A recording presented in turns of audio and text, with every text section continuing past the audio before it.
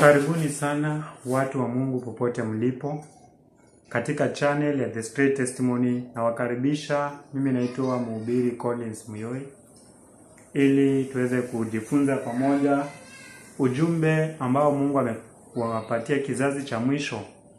Basi popote ulipo, kabla hatujaweza kuanza, tunaomba tuweze kuomba. Tunaomba. Tunalitukuza jina lako, Mungu mwenye enzi, Baba wa milele, mfalme wa amani. Ni asante kwa wema wako hadi wakati huu. Tunapopitia somo, tunaomba jina lako litukuzwe, mfalme wako uje, mapenzi yako yatimizwe. Ndilo ombi letu tunaloliomba katika jina la Yesu Kristo. Amen. Asante. Kwa hivyo karibuni tena wapendwa, tunapoendelea kufunua kweli za muhimu zinazohusu siku za mwisho. Tulikuwa tumeanza somo hili, lakini video tulioitoa hakika wengi wameweza kuwa na malalamishi ya kwamba network ilisumbua. Basi tunarudi kwa haraka na upesi kuweka msingi wa somo hili ambalo nakusudia kulianza na kulimaliza. Kwa hivyo tutakuwa na series kadhaa. Kama wewe basi ni mara ya kwanza unaingia, naomba subscribe, like, comment, share, sambaza ujumbe huu kote kote. Mungu awabariki. Tunawakaribisha katika mafundisho ya Biblia. Mafundisho ya Biblia, na mada niliyoiweka pale inasema the glorious work of the third angel, yani third angel's message, kazi tukufu ya ujumbe wa malaika yule watatu. Hiyo ndio mada tumeweka. Na labda yule ambaye anaingia kwa mara ya kwanza, mimi ni Mwadventista msabato, mwana matengenezo, na Waadventista wa Sabato wote wanakubaliana katika ujumbe waliopewa wakati wa mwisho, unaitwa ujumbe wa malaika watatu. Kama hujawahi kusikia ujumbe huu, basi usiwe na shaka. Bila shaka umefika mahali ambapo kwa neema za Mungu tutakuonyesha ujumbe huu. Ila nianze kwa kukuambia kwanza, katika kila kizazi Mungu anapoleta ujumbe amekuwa akitumia hatua tatu. Na kuna jinsi ujumbe huu umekuwa ukifanya kazi duniani, hasa tunapofikia katika kazi tukufu ya malaika yule watatu. Kwanza, tunaposoma Biblia katika kitabu cha Mwanzo.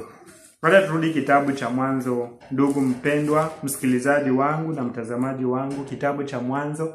Tunaposoma Biblia, maana tunaona ya kwamba hasa Mungu anapotangaza habari za hukumu. Unaona? Mungu anapotangaza habari za hukumu, kwa mara nyingi huwa analeta ujumbe mara tatu. Na tunaweza kuona katika Biblia mfano wa mambo haya, ambapo Mungu ameweka mfano huu katika hatua tofauti. Kwanza tuanze na kitabu cha Mwanzo 6 mstari wake wa 16. Biblia inasema, uifanyie safina mwangaza, ukaumalize juu kiasi cha mkono mmoja, ukautie mlango wa safina katika ubavu wake. Alafu inasema ukaifanyie dari 3. Nasikia?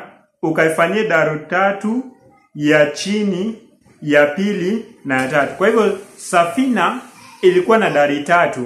Ilikuwa na dari ya chini, ya katikati na ile ya juu. Kwa hivyo ilikuwa na dari mara 3.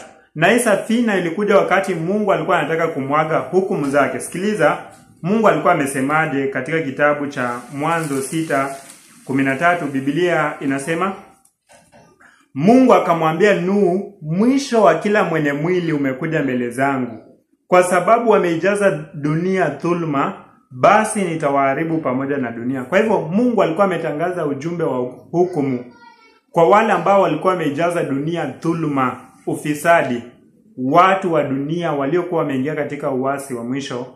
Mungu akasema ataiangamiza dunia, na akasema ya kwamba Nuhu aijenge safina, ambapo safina hii ilifaa kubeba watu wa Mungu. Kwa hivyo hii safina inafananishwa na kanisa linalobeba watu wa Mungu katika kipindi cha mwisho. Kwa hivyo hili kanisa tunaambiwa kwamba safina iliwekwa dari 3. Huo ni mfano wa kwanza ambao najaribu kutoa.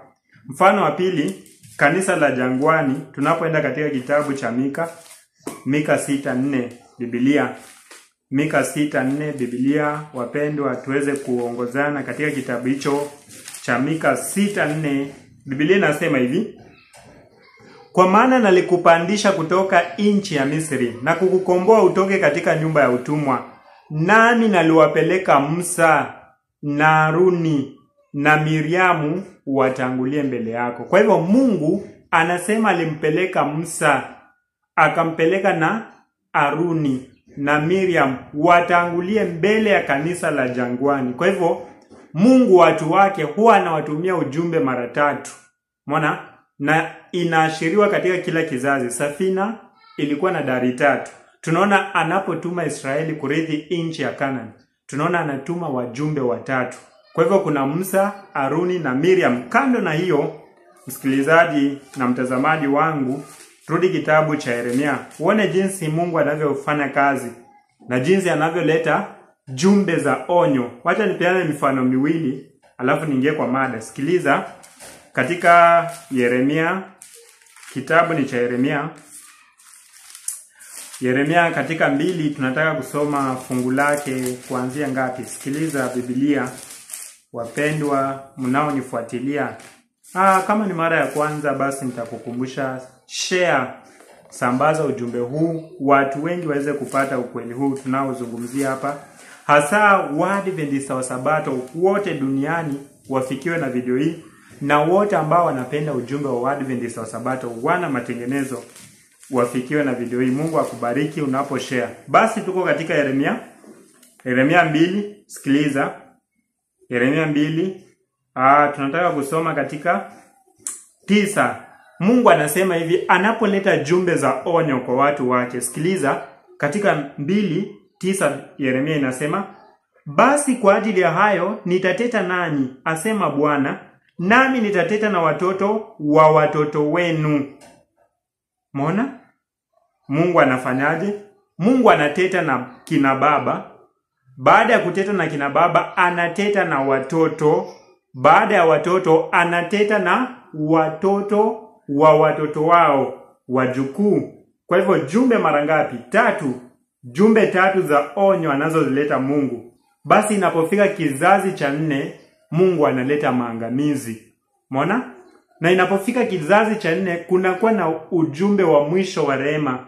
Huu ujumbe wa mwisho wa rehema unapokataliwa na kizazi cha 4, basi hapo ndipo Mungu anapoleta maangamizo. Na ndio maana Israeli walipokataa, baba zao walipoingia katika uasi, wakaasi ujumbe wa kwanza ulioletwa na manabii kwa baba zao, wana wakatumia ujumbe wa pili. Ujumbe wa 3 tunaona kwamba wajukuu wanatumiwa. Kizazi kilichofuata baada ya wajukuu walipokataa ujumbe ulioletwa na manabii wa Mungu, tunasoma kitabu cha Ezekiel 7. Biblia inasema hivi, katika 7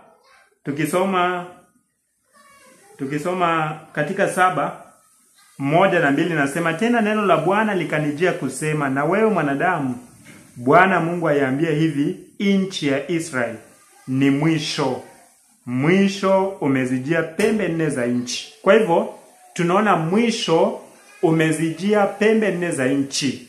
Mungu anaiambia nchi ya Israeli ni mwisho. Kwa hivyo tunaona kwamba mwisho umefika. Umeona? Kizazi cha ngapi? Cha 4, baada ya kukataa ujumbe wa mwisho wa rehema. Kwa hivyo Mungu anatuma jumbe 3 zinapokataliwa, anatuma ujumbe wa mwisho wa rehema katika kizazi cha 4, na hapo ndipo anapoleta maangamizo. Huu ni mfano tunaoona mara nyingi katika Biblia. Unaona? Ni mfano ambao tumeuona sana mara nyingi katika Biblia ukitumiwa. Kwa hivyo Mungu analeta jumbe 3. Wacha tuweze kuona katika mfano mmoja aliotoa Yesu, alafu tuweze kujenga mada yetu ya kazi tukufu inayofana na ujumbe wa malaika yule wa 3. Kama hujawahi kusikia ujumbe huu, basi usiwe na shaka na kuja hapo hivi punde. Katika kitabu cha Luka, msikilizaji na mtazamaji wangu, 13:6, Luka 13:6, Biblia inasema hivi, akanena mfano huu, mtu mmoja alikuwa na mtini umepandwa katika shamba lake la mizabibu. Akaenda akitafuta matunda juu yake asipate. Akamwambia mtunzaji wa shamba la mizabibu, tazama, miaka 3 hii naja nikitafuta matunda juu ya mtini, katika ujumbe 3 natuma wajumbe 3 kuja kutafuta matunda ya haki katika mtini huu, watu wa Mungu. Umeona? Sikiliza. Na anasema hivi, miaka 3, jumbe 3. Mungu amekuwa akitumia jumbe 3. Sasa anasema, sikiliza, na nitakuonyesha mfano wa mwisho kabla sijajenga. Kwa hivyo katika kila kizazi Mungu amekuwa akitumia jumbe 3 kuita watu warudi katika misingi ya kweli ya Biblia. Na wanapokataa, anawaletea ujumbe wa mwisho wa rehema ambao ni ujumbe wa 4. Baada ya ujumbe huo ni maangamizo, wanakataliwa, wanatupwa mbali. Unaona? Sikiliza, inasema, nawaambia sivyo msipotubu. Inasemaje? Sikiliza. Wacha niendelee mahali ambapo katika 7 akamwambia mtunzaji wa shamba la mizabibu, tazama, miaka 3 hii naja nikitafuta matunda juu ya mtini huu, nisipate kitu. Ukate, mbona hata inchi unaiharibu? Kwa hivyo baada ya kupeana jumbe 3, neno la Mungu linasema ya kwamba hukumu ya Mungu inafaa kuja iwapo watu wake hawatakuwa wamezaa matunda ya haki. Baada ya kupeana ujumbe 3, sikiliza, inasemaje?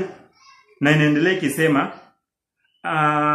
akajibu akamwambia Bwana, uache mwaka huu. Kwa hivyo wakaongezewa mwaka ambao unaitwa probationary year, mwaka wa mwisho wa rehema, ujumbe wa mwisho wa rehema, the fourth angel's message.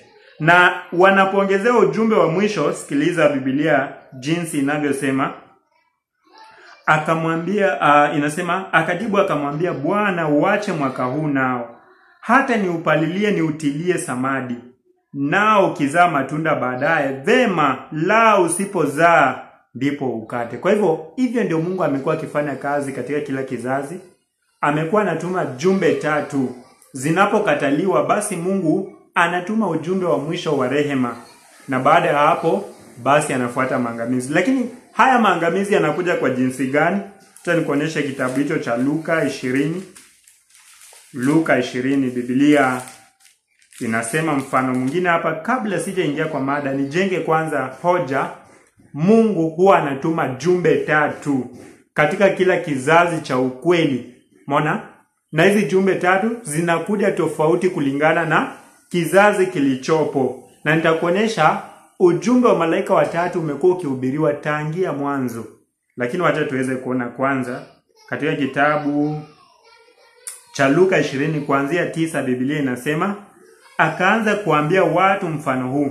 Mtu mmoja alipanda shamba la mizabibu. Na siku zote tunapozungumzia shamba, wapendwa, kumbukeni ya kwamba shamba ni watu wa Mungu. Katika Isaia 5 tunaona ya kwamba shamba ni watu wa Mungu. Kwa hivyo huyu mtu aliyekuwa na shamba ni Mungu. Shamba ni watu wa Mungu. Sikiliza, akapangisha wakulima. Kwa hivyo hawa ni watendakazi wanaotumwa kufanya kazi katika shamba la Mungu ambalo ni kanisa la Mungu. Na nitakuonyesha hiyo baadaye, lakini tuendelee. Biblia inasema, akaenda akakaa katika nchi nyingine muda mrefu. Na wakati wa mavuno nitakuonyesha baada ya ujumbe wa malaika watatu kukamilika. Na huu mfano nataka tushike sana. Huu ndio mfano tutatumia kufunza ujumbe wa malaika watatu. Sikiliza, inasema, akapangisha wakulima, akaenda akakaa katika nchi nyingine muda mrefu. Na wakati wa mavuno alituma mtumwa wake kwa wale wakulima ili wampe baadhi ya matunda ya mzabibu. Akatuma mjumbe wa kwanza wakati wa mavuno aje kutafuta matunda ya haki, atafute matunda katika mzabibu uliopandwa. Unaona?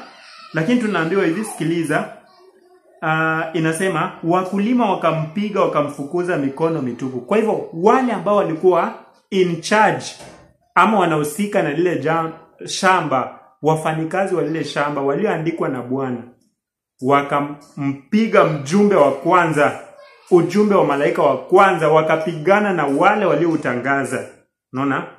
Na wakamtuma mikono mitupu. Sikiliza, inasema akatumwa na mtumwa mwingine, mtumwa wa pili akatumwa, wakampiga huyu naye, wakamwaibisha, wakamfukuza mikono mitupu. Kwa hivyo ujumbe wa malaika wa pili pia ulipoingia katika historia kufanya kazi yake, tunaona ya kwamba wakakatana na ujumbe huo, na wote ambao waliohubiri tunaona wakawapiga na kuwatupa nje ya masinagogi. Sikiliza, tunapoendelea tutaona mambo haya. Na inasema akamtuma na watatu. Huyu naye wakamtia jeraha, wakamtupa nje. Kwa hivyo wakatuma na mjumbe watatu.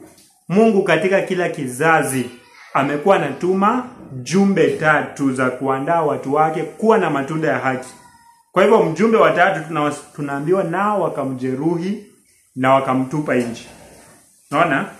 Sasa hapa hukumu ya Mungu ilifaa kushuka, lakini sikiliza, Biblia inasema hivi. Akatuma, inasema basi bwana wa shamba la mizabibu alisema, nitafanyaje? Nitamtuma mwanangu mpendwa wangu, yamkini watamheshimu yeye. Lakini wale wakulima walipomuona walishauriana wao kwa wao wakisema, huyu ndiye mrithi, haya na tumuue ili urithi uwe wetu. Kwa hivyo tunaona ya kwamba wanaanzisha persecution. Waliowekwa kuwa in charge ya hili shamba wanaanzisha persecution, wakati mjumbe wa 4 anaingia katika historia kutia nguvu ujumbe wa mjumbe yule wa 3. Mungu anamtuma mwanawe, kunakuwa na nguvu isiyo kawaida duniani. Unaona? Haya mambo yalikuwa na maana yake wakati huo, lakini pia ni unabii unaohusu siku za mwisho. Sasa acha nikwambie kuna vipindi kadhaa vya kanisa la Mungu. Waisraeli tunaposoma katika kitabu cha Testimonies for the Church volume 6 page 124, walikuwa wa kwanza kuitwa kwenye shamba la mzabibu. Basi wao ndio wa kwanza kuwa kanisa la Mungu baada ya giza kubwa ambapo hakukuwa na Biblia. Wayahudi wakawa wa kwanza. Kwa hivyo kanisa la Kiyahudi likawa ndio kanisa la Mungu. Lakini baadaye tunaona ya kwamba kanisa la mitume likachukua. Na unajua Wayahudi wanapochukua hatamu wanakuwa na ujumbe wao. Na ujumbe wanaopewa ni ujumbe unaohusu sheria zilizokuwa kivuli zikimwashiria Kristo kufa msalabani na mambo mengi ya Torati aliyoandika Musa. Wao ndio wanashika Wayahudi. Baadaye tunaona ya kwamba kikundi cha pili Yesu mwenyewe anakianzisha the Apostolic Church, kanisa la mitume, na anawapa ujumbe wa kutangaza hukumu ya Mungu itakayokuja, na wanatangaza pia kufa na kufufuka kwa Yesu Kristo, ujumbe wa pekee ambao hawakuwa nao Wayahudi. Unaona? Baadaye tunaona ya kwamba kipindi cha Apostolic Church, kanisa la mpinga Kristo linainuka, linachafua imani kuanzia mwaka wa 538 AD. Lakini lilianza kufanya kazi 508 linapopewa kiti, na likawa na nguvu katika mwaka wa 538 AD mpaka 1798. Lakini kabla tujafika 1798, Mungu anaamsha wana matengenezo kina Martin Luther wanaorudisha misingi ya kweli moja baada ya nyingine, wakiwa na kina Calvin, John Wesley, hao reformers, na ndio wakaanzisha the Church of Protestant Reformation.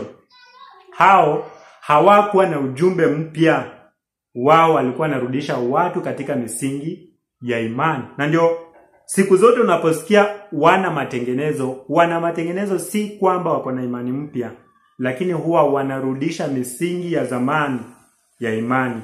Sasa tunaona ya kwamba baada ya wana matengenezo 1798, baada ya Rumi ya kipapa utawala wake kuisha, tunaona ya kwamba Mungu anainua kikundi. Dada White anapoandika kitabu cha Early Writings page 229 anasema God sent his angel. Mungu alimtuma malaika wake to move. Wacha nikisome. Wacha nikiangalie, nilikuwa nacho hapa dakika moja.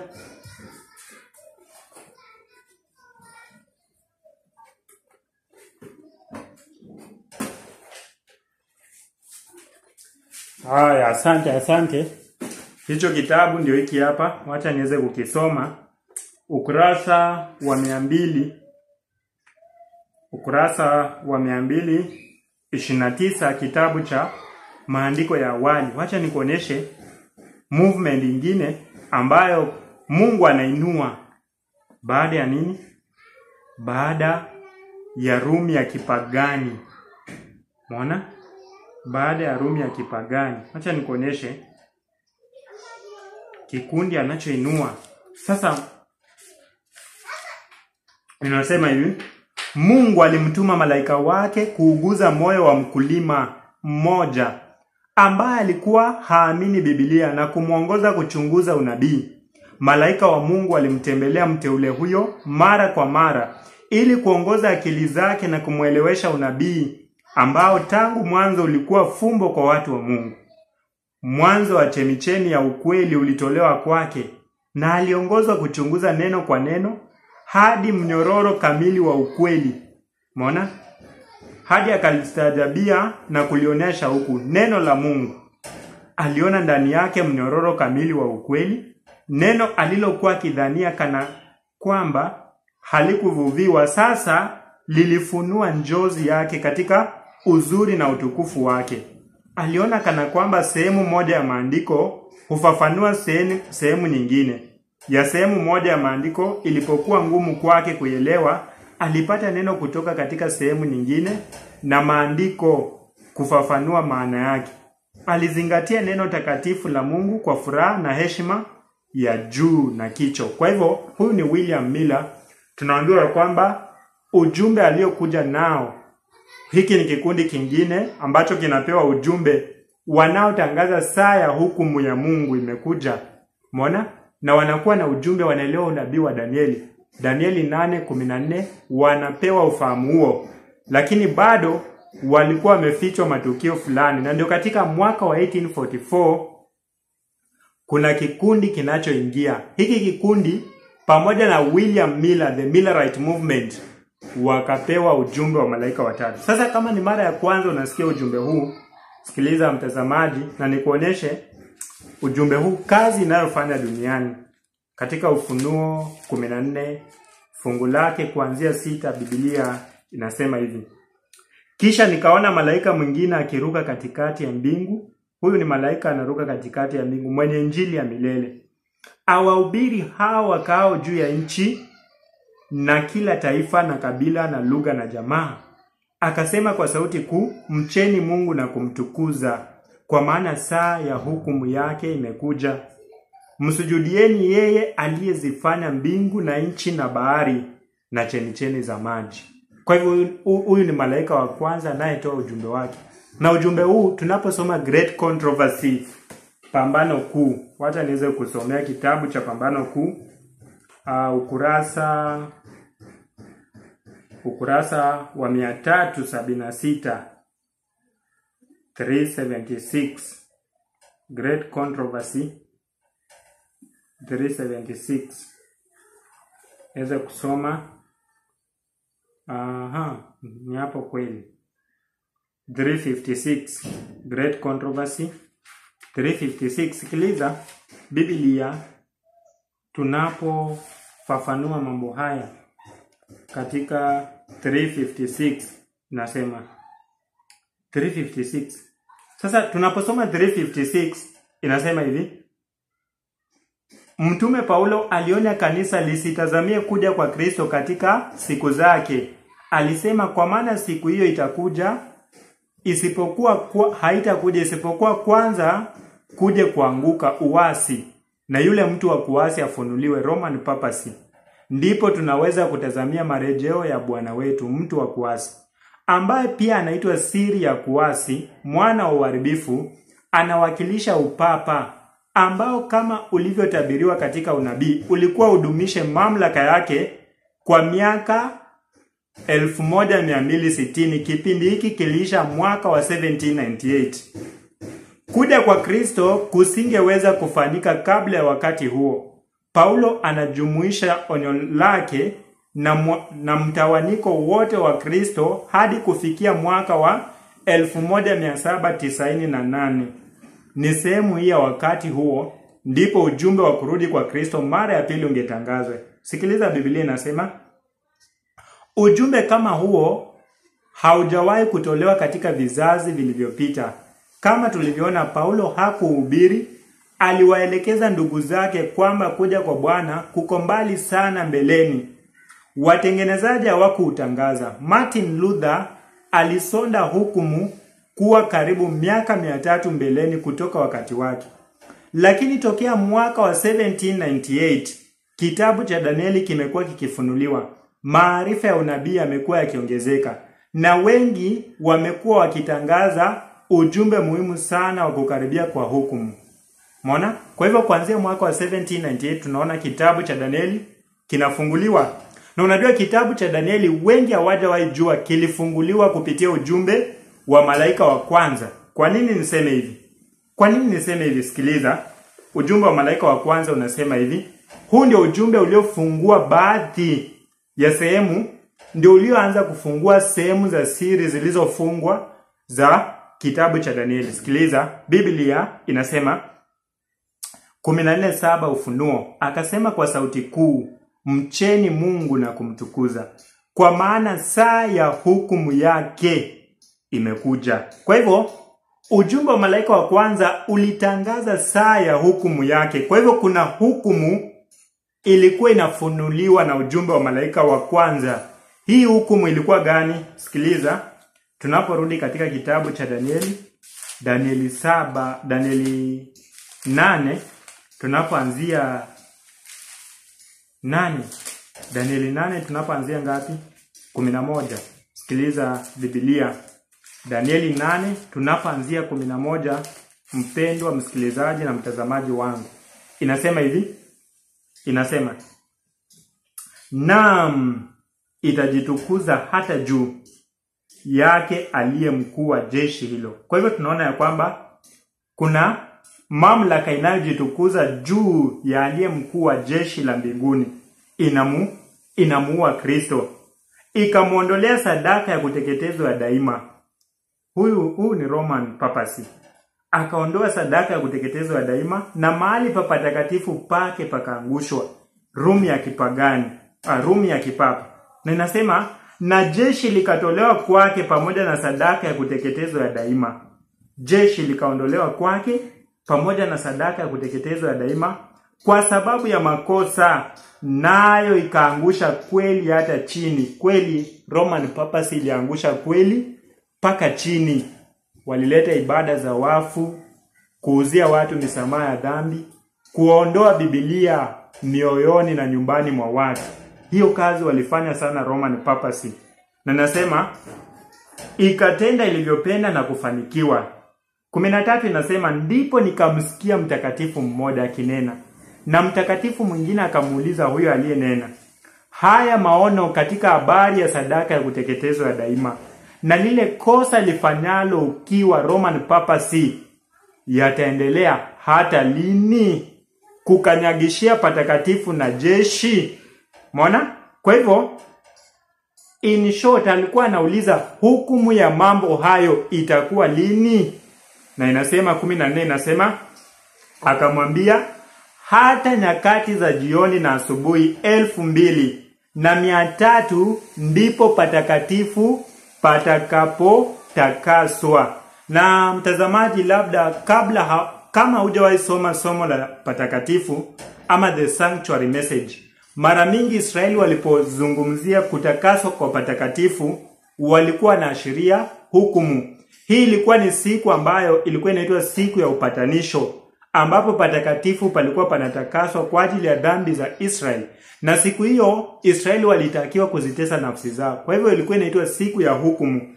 Kwa hivyo Danieli 8:14 inatuonyesha wakati ambapo saa ya hukumu ya Mungu ilianza.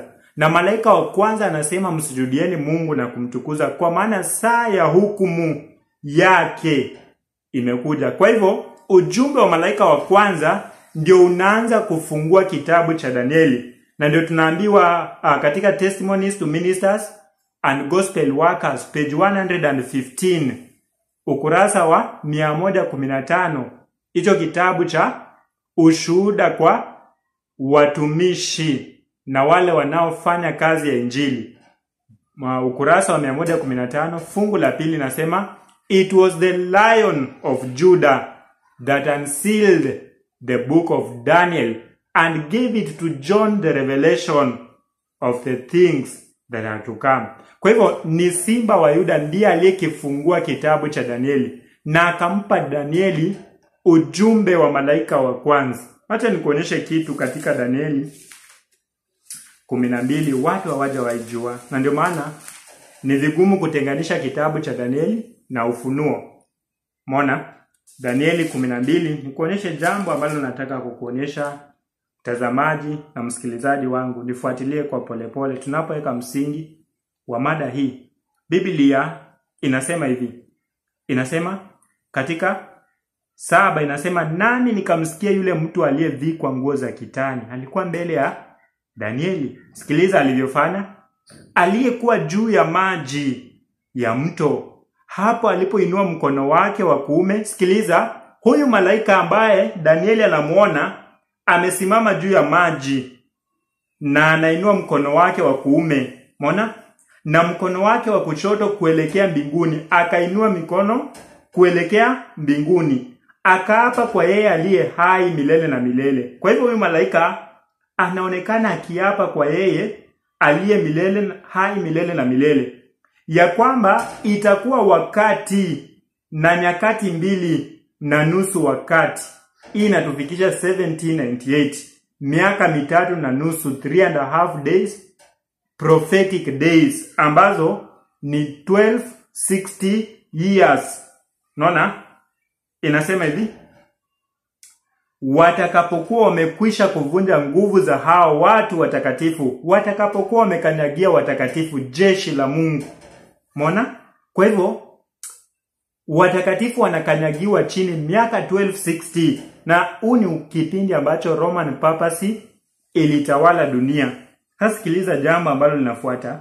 Tunaambiwa hivi, inasema tena watakapokuwa wamekwisha kuvunja nguvu za hao watu watakatifu. Kwa hivyo tunaona watavunja nguvu za hao watakatifu, ndipo mambo hayo yote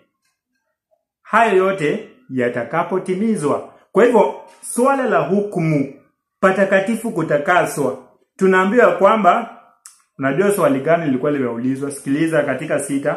Na mmoja akamuuliza yule mtu aliyevikwa nguo za kitani, aliyekuwa juu ya maji ya mto, je, itakuwa muda wa miaka mingapi hata mwisho wa mambo hayo ya ajabu? Kwa hivyo, na ndio maana 1798 inaitwa the time of the end, the beginning of the time of the end. Kitabu cha Danieli, sikiliza mambo. Unajua ilikuja kwa hatua ndipo ikafika hapo, na nimefanya makosa kusoma mbele. Wacha nianzie juu. 4 inasema, lakini wewe Danieli, yafunge maneno haya, ukakitie muhuri kitabu hata wakati wa mwisho. Wengi wataenda mbio huko na huko, na maarifa yataongezeka. Kwa hivyo Danieli akaambiwa akitie kitabu muhuri hadi wakati wa mwisho. Kwa hivyo wakati wa mwisho ndio hicho kitabu kingefunguliwa. Na ndio tunaona sasa. Nauliza katika 6, na mmoja akamuuliza yule mtu aliyevikwa nguo za kitani, aliyekuwa juu ya maji ya mto, je, itakuwa muda wa miaka mingapi hata mwisho wa mambo haya ya ajabu? Nimesikia ukisema wakati wa mwisho kitabu cha Danieli kitafunguliwa, basi itachukua miaka mingapi? Ndio swali lililoulizwa.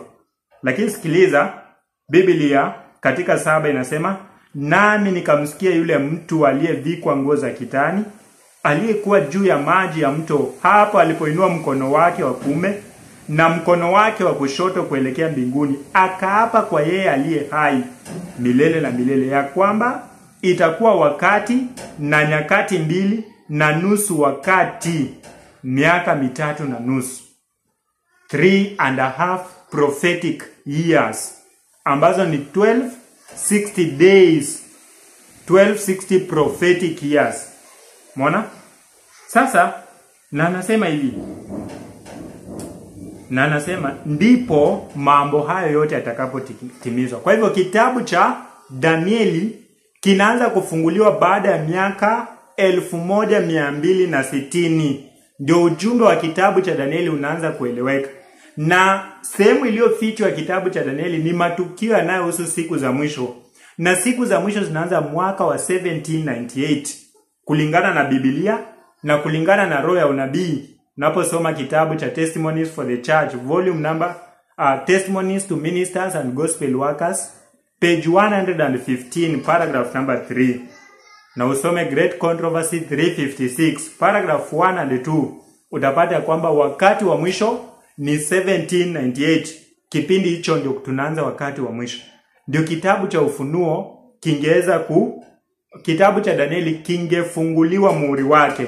Watu wangeanza kuelewa kitabu cha Danieli. Na ndio tunaona kitabu cha Danieli kinafunguliwa na ujumbe wa malaika wa kwanza. Maana kinatangaza saa ya hukumu ya Mungu. Saa ya hukumu ya Mungu. Walijuaje hiyo saa? Siku 2300 ndipo patakatifu patakapo takaswa. Hivyo ndio saa ya hukumu ilijulikana. Kutakaswa kwa patakatifu ilikuwa ni hukumu. Unaona? Na ujumbe wa malaika wa kwanza, kando na kutangaza hukumu, ulikuwa na jumbe nyingi za kurudisha watu katika msingi wa kweli wa Biblia. Na ndio unaona unaposoma kitabu hicho cha Ufunuo 14:7 inasema akasema mcheni Mungu. Maana ya kumcha Mungu, naposoma vitabu vingi, lakini wacha nichukue mfano mmoja katika kitabu cha Mhubiri 12. Nichukue mfano mmoja tu. Maana Biblia imekubaliana nini maana ya kumcha Mungu. Sitasoma mafungu mengine. Mengine naweza kukuambia ukayasoma, lakini wacha mimi niweze kusoma kitabu cha Mhubiri, Ecclesiastes chapter 12 verses number 13 inasema, hii ndio jumla ya maneno yote. Hii ndio jumla ya maneno yote yamekwisha sikiwa. Mche Mungu nawe uzishike amri zake. Kwa hivyo kumcha Mungu inaambatanishwa na kuzishika amri zake. Na huu ndio ujumbe aliohubiri Yesu, maana alisema katika Mathayo 4:17, tubuni na kuiamini Injili. Tangia wakati huo Yesu akaanza kuhubiri katika miji na vijiji akisema, tubuni kwa maana ufalme wa Mungu umekaribia. Basi Mungu anapotawala, anatawala kwa kutumia sheria. Kwa hivyo Yesu alikuwa anarudisha sheria mioyoni mwa wanadamu. Kumcha Mungu, uchaji wa Mungu, maana yake kutenda jinsi mapenzi yake yalivyo, kuzishika amri zake. Kwa hivyo kumcha Mungu lazima tuzishike amri za Mungu. Lilo jambo tunaliona, na malaika wa kwanza anasema mcheni Mungu na kumtukuza. Kumtukuza maana yake nini? Naposoma kitabu cha Wakorintho wa kwanza 10:31, Biblia inasema, basi mlapo au mnywapo au mtendapo neno lolote, fanyeni kwa utukufu wa Mungu. Mpeni Mungu utukufu. Kumaanisha mtukuzeni Mungu. Yani tendeni yanayompendeza Mungu katika kunena, kutenda na kuwaza. Mfanye yatakayompendeza Mungu. Na ndio maana hapo inakuja na ujumbe mingi. Na ndio wana matengenezo lazima washike mambo haya. Lazima wamwabudu Mungu katika roho na kweli katika kumtukuza. Na ndio kuna message ya health reformation, matengenezo ya ujumbe wa afya, ili tumpe Mungu utukufu katika kula na kunywa. Kuna music reformation, katika kuimba tumpe Mungu utukufu. Dress reformation, jumbe nyingi ambazo zinarudisha watu katika msingi wa kuishi maisha yatakayomtukuza Mungu. Umeona? Na tunapokuja na anasema kwa maana saa ya hukumu yake imekuja. Hiyo tumeona anafungua kitabu cha Danieli ambacho kilitangaza saa ya hukumu ya Mungu. Siku 2300 zilizotangazwa katika Danieli 8:14 alizozielewa mila ndio zinatuonyesha saa ya hukumu ya Mungu. Na anamalizia akisema msujudieni yeye aliyezifanya mbingu na bahari na chemichemi za maji na nchi. Unaona? Kwa hivyo anaturudisha katika kumwabudu muumbaji. Sasa hivi unaweza kujiuliza muumbaji anajulikanaje? Ukienda kitabu cha Kutoka 28 inasema, ikumbuke siku ya Sabato itakase. Siku 6 tenda mambo yako yote, ufanye kazi zako zote, lakini siku ya 7 ni Sabato ya Bwana Mungu wako.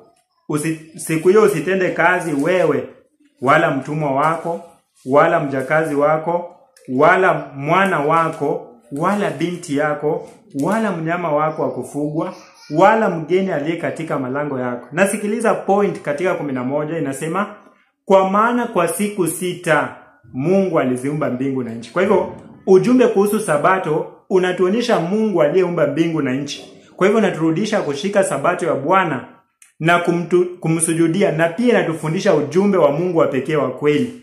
Maana Mungu anasema hivi katika Yeremia 10:10, na ndio leo wana matengenezo tulipoanza kuhubiri ujumbe wa Mungu wa pekee wa kweli, watu wanaona ni mchezo, lakini tunawahimiza tu ya kwamba ni ujumbe wa maana na unafaa kuhubiriwa zaidi. Kuna rafiki alikuwa ananiuliza, kwani hakuna ujumbe mwingine? Lazima tuweke msingi pale ambapo kuna kiini. Maana hata tufundishe kweli ngapi, kama hatumjui Mungu, basi itakuwa tunafanya kazi bure. Sasa sikiliza Yeremia 10:10. Nisoma hapo katika kitabu cha Yeremia 10:10. Yeremia 10:10. Biblia katika Yeremia 10:10 nasema, bali Bwana ndiye Mungu wa kweli, ndiye Mungu aliye hai, mfalme wa milele. Mbele za ghadhabu yake nchi yatetemeka, wala mataifa hawawezi kustahimili hasira yake.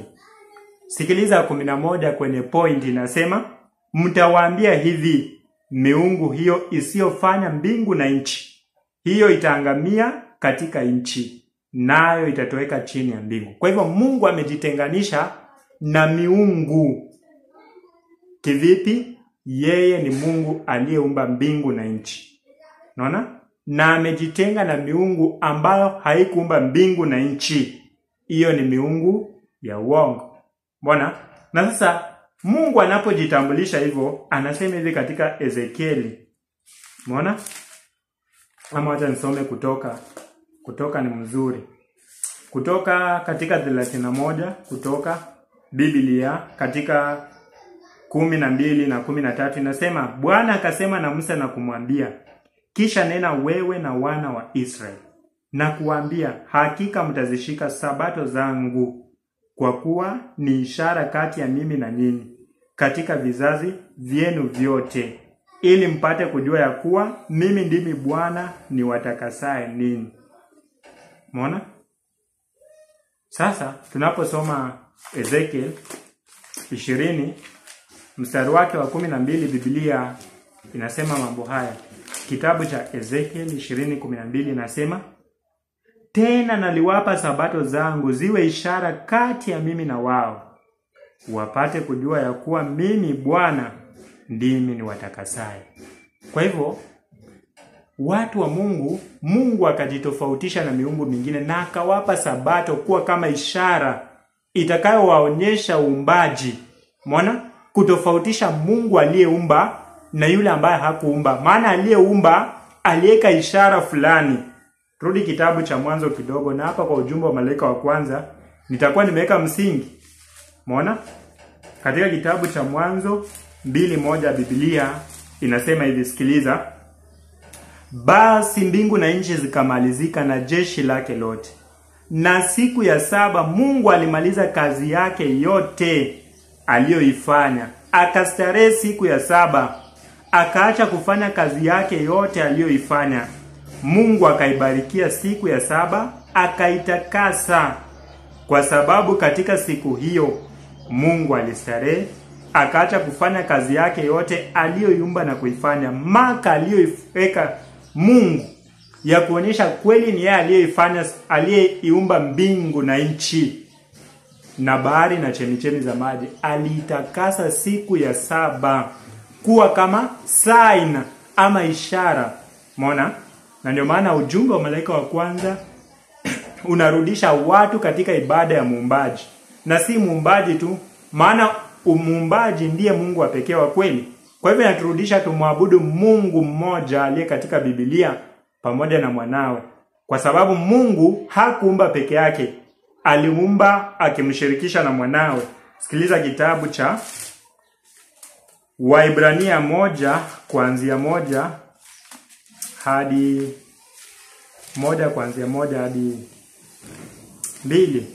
Biblia inasema Mungu ambaye alisema zamani na baba zetu katika manabii kwa sehemu nyingi na kwa njia nyingi, mwisho wa siku hizi amesema na sisi katika mwana aliyemweka kuwa mrithi wa yote, tena kwa yeye aliufanya ulimwengu.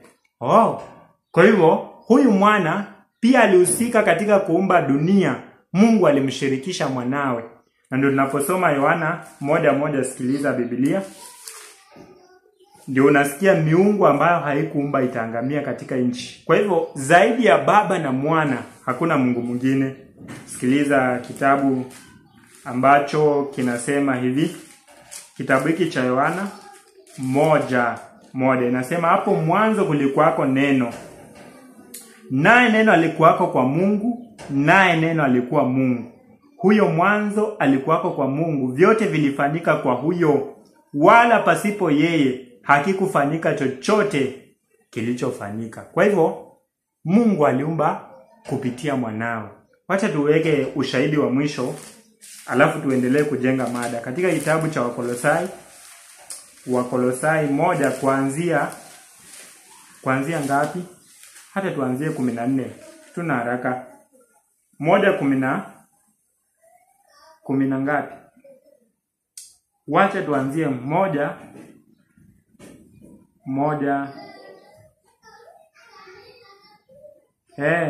tuanzie 1:13 inasema naye alituokoa katika nguvu za giza, akatuhamisha na kutuingiza katika ufalme wa mwana wa pendo lake, ambaye katika yeye, katika mwana tuna ukombozi, yani msamaha wa dhambi. Unaona? 15 inasema naye ni mfano wa Mungu asiyeonekana. Huyo mwana ni mfano wa Mungu asiyeonekana. Sikiliza, mzaliwa wa kwanza wa viumbe vyote, kwa kuwa katika yeye vitu vyote viliumbwa, vilivyo mbinguni na vilivyo juu ya nchi, vinavyoonekana na visivyoonekana, ikiwa ni vitu vya enzi na au sultani au enzi au mamlaka. Vitu vyote viliumba kwa njia yake na kwa ajili yake. Kwa hivyo mwana na baba waliohusika katika uumbaji, wao ndio wanafaa kuabudiwa kwa mujibu wa ujumbe wa malaika wa kwanza. Unaona? Mwana na baba walioumba. Na ndio Mungu akasema hivi katika Waibrania 1:6, Mungu wa mbinguni akasema hivi. Kitabu cha Waibrania 1:6, Biblia inasema hata tena amletapo mzaliwa wa kwanza ulimwenguni asema na wamsujudu malaika wote wa Mungu. Kwa nini Mungu anasema malaika wamsujudie mwanawe? Sikiliza, naposoma kitabu cha Yohana 5:23, Biblia inasema hivi. Inasema ili watu wote. Wacha tuanzie 22, inasema tena baba hamhukumu mtu yeyote, bali amempa mwana hukumu yote, ili watu wote wamheshimu mwana kama vile wanavyomheshimu nani? Baba aliyempeleka. Kwa hivyo Mungu akasema watu wote wamheshimu mwana kama wanavyomheshimu baba. Maana mwana pia alishirikishwa katika uumbaji. Kwa hivyo Mungu na mwanawe wakawa ni sawa. Na ndio unaona Yesu, Paulo anapoandika habari za Yesu katika Timotheo wa kwanza 2:5, wa Filipi 2:5 samahani. Anasema yeye aliyekuwa yuna namna ya Mungu hakuona kule kuwa sawa na Mungu kama ni kitu cha kushikamana nacho. Kwa hivyo Yesu ni sawa na Mungu kwa sababu Mungu alimpa utukufu. Na unaposoma Yohana 3:34 inasema ya kwamba Mungu alimpa roho bila kipimo. Mungu alimridhisha hata na jina, Waibrania 1:4. Na tunaona ya kwamba hata uzima alio nao baba, ulio uzima wa milele, katika Yohana 5:26 alimpa na mwanawe pia kuwa na uzima huo. Kwa hivyo Yesu, tunaposoma katika hiyo Waibrania 1:2 nasema aliyemweka kuwa mrithi wa yote. Kwa hivyo Yesu amerithi vyote kutoka kwa baba yake. Na ndio maana hata uwezo wa kuumba alipewa na babake na akaumba vyote. Na Mungu anasema miungu ambayo haikuumba itaangamia katika nchi. Na wanadamu wanaonywa na malaika wa kwanza wasije wakaabudu Mungu tofauti kando na Baba na Mwanawe walioumba mbingu na nchi. Msujudieni yeye aliyeziumba mbingu na nchi na bahari na chemichemi za maji. Ujumbe wa malaika wa kwanza, pamoja na kutangaza saa ya hukumu ya Mungu, kufunua kitabu cha Danieli. Na Mungu akitujalia hizi hesabu za Danieli 8:14 tutakuja kuzipiga hapa katika channel hii, ili watu watuelewe zaidi tunasema nini na tuonyeshe zina umuhimu gani. Naona mtazamaji na msikilizaji wangu, Mungu aendelee kukujalia zaidi afya na aendelee kukujalia akili na hekima ya kuweza kuelewa mambo haya. Basi tunaendelea vizuri, tunaona kwamba tumeweka msingi wa malaika wa kwanza, na malaika wa kwanza wote waliotii ujumbe wa malaika wa kwanza basi walisimama katika jukwaa la ukweli, the platform of truth. Wote waliokubali kusikiliza ujumbe wa malaika wa kwanza. Ujumbe huu ulipewa nani? Tumesoma katika Early Writings page 229, maandiko ya awali, ukurasa wa 229. Ikasema ya kwamba Mungu alimtuma malaika wake, God sent his angel to move upon the heart of a farmer. Umeona? Na kumuonyesha kweli za unabii zilizofichika kwa watu wa Mungu. Hawakuelewa unabii wa Danieli. Hata Danieli mwenyewe anasema katika kitabu cha Danieli 12:8, anasema nilisikia nami sikuelewa, nikasema Bwana wangu, mwisho wa mambo hayo utakuwaje? Kwa hivyo hata watu wa Mungu katika vizazi vingi hawako wameelewa, lakini kwa rehema za Mungu, roho ya unabii nasema Mungu alimtuma malaika wake kushawishi na kuamsha moyo wa mkulima ambaye hakuwa amewahi kuamini Biblia, na kumfunulia kweli za ajabu na unabii unaohusu siku za mwisho. Huyu ni William Miller anayeleta ujumbe wa malaika wa kwanza. Wote waliokubaliana na ujumbe wa malaika wa kwanza wakasimama katika jukwaa la ukweli na wakaungana na Miller kuutangaza ujumbe wa haki. Lakini baada ya viongozi wa dini kuusikia ujumbe wa malaika wa kwanza, saa ya hukumu ya Mungu iliyotangazwa, kurudi kwa Yesu mara ya pili kuliko tangazo na kikundi hiki, na ujumbe wa kumwabudu Mungu wa pekee wa kweli, watu wa makanisa waliposikia hii wakapinga ujumbe huo. Na ndio tunaona ujumbe wa malaika wa tatu, ujumbe wa malaika wa pili ukaingia katika historia mwaka wa 1843. Na ujumbe huo ukasema hivi, sikiliza. Katika kitabu hiki cha Ufunuo 14, Ufunuo 14:8, Biblia inasema, na mwingine malaika wa tatu akafuata akisema kwa sauti kuu, mtu awaye yote akimsujudu huyo mnyama na sanamu yake na kuipokea chapa katika kipaji cha uso wake, au kunywa katika mvinyo ya ghadhabu ya uasherati. Inasema hivi, samani. Kisha mwingine malaika wa pili akafuata akisema, umeanguka, umeanguka Babeli, mji ule ulio mkubwa, maana ndio uliowanywesha mataifa yote mvinyo ya ghadhabu ya uasherati wake. Sasa watu wengi wanaofundisha unabii huu huwa wanaashiria kwamba Babeli ni system ya Rumi ya kidini. Lakini utashangaa wakati ujumbe huu unatangazwa, ulikuwa unaashiria makanisa ya Kiprotestanti yaliyokuwa yamekataa ujumbe wa malaika wa kwanza. Wale tusome katika kitabu cha Pambano Kuu. Kitabu cha Pambano Kuu. Acha tuweze kuona.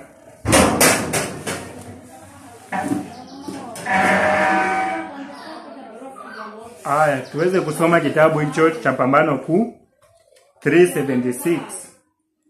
Ukurasa wa 376. Usikie kilichochangia ujumbe huo wa malaika wa pili kuingia katika historia. Nini kilichangia?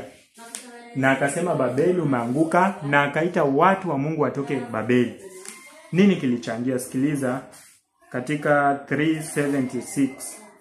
Tunasema hivi, wakati inaongelea William Miller aliyehubiri ujumbe wa malaika wa kwanza. Inasema wakati kazi yake ilipolenga kujenga makanisa kwa muda kitambo ilipendwa, Lakini wakati wachungaji na viongozi wa dini walipokataa fundisho la marejeo na kunuia kukomesha na kuzima hamaso na majadiliano yote ya mada hii, hawakuipinga kwenye mimbari tu, bali waliwanyima washiriki wao fursa ya kuhudhuria mahubiri ya kuja mara ya pili, au hata kuzungumzia tumaini lao katika mikutano ya jumuiya na ya kanisa.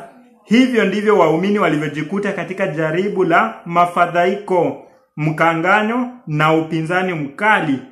Waliyapenda makanisa yao na hawakutaka kutengana nayo, lakini walipoona ushuhuda wa neno la Mungu ukinyamazishwa na haki yao ya kuchunguza nabii ikizuiwa, waliona kwamba uaminifu wao kwa Mungu uliwazuia kutii.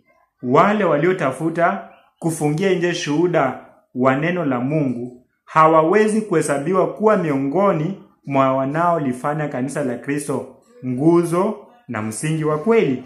Kwa hivyo haya yakaitwa makanisa Babeli mkuu. Umeona? Babeli mkuu. Kwa hivyo yakawa yameasi ukweli makanisa ya Church of Protestant Reformation yaliyokuwa wakati huo, na ndio yalibaki makanisa ya Jumapili hata sasa mwaka wa 2025. Unaona? Na tunaambiwa hivi, katika majira ya joto ya mwaka wa 1844, in the summer of 1844, karibu waumini 50,000 waliondoka kutoka makanisani, walijitenga na makanisa yaliyoasi.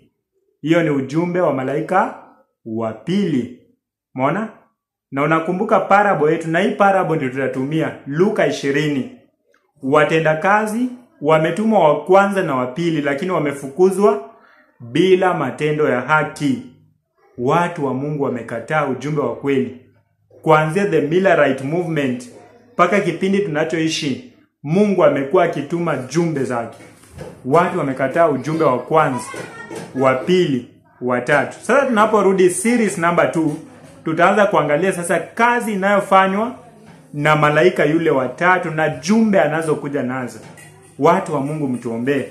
Tunapokaribia kufunga historia ya dunia, mambo haya tuweze kuyafafanua. Tuombee sana sana sana. Tunakuja na hii mada na tunakuja nayo pole pole. Kwa hivyo next time nakuja kutoa kazi inayofanywa na malaika yule wa tatu. Tuombe tuweze kutamatisha somo la leo kwa hapo, lakini tutaendelea nalo Mungu anapotujalia muda. Uzidi kutuombea, zidi kutuweka katika maombi, msikilizaji na mtazamaji wangu. Tuombe.